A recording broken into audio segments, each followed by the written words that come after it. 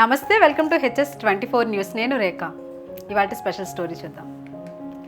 అడవుల మధ్య ఆకాశాన్ని తాకే చెట్ల నీడలో పుష్కరిణిలో ప్రవహించే జలధార, శిలల మధ్య ప్రకాశించే ఆ స్వయంభూ శివలింగం, శాంతి, శక్తి, శివతత్వాల ప్రతిరూపం, ఆధ్యాత్మిక మణిహారం, నవనందులలో ఒకటి.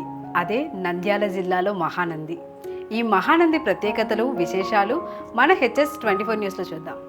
మహానంది ఆంధ్రప్రదేశ్ రాష్ట్రం నంద్యాల జిల్లా మహానంది మండలంలోని గ్రామం. నల్లమల కొండలకు ఇది తూర్పున ఉంది.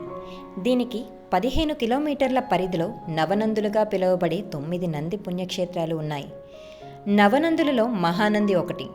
ఇక్కడ పుణ్యక్షేత్రంగా ప్రసిద్ధి చెందిన మహానందీశ్వర స్వామి లింగ రూపంలో భక్తులకు దర్శనమిస్తాడు.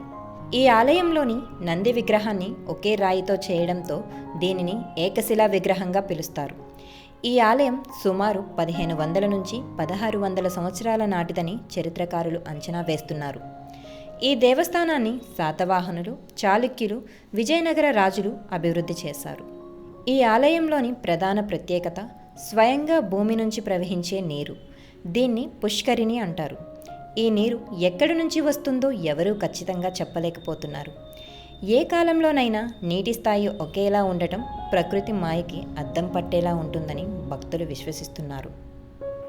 మహాశివరాత్రిని మహానందిలో అత్యంత వైభవంగా జరుపుకుంటారు.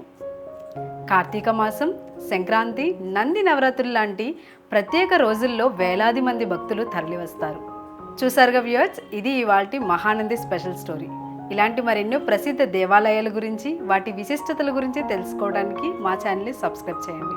Please do like, share and subscribe our channel.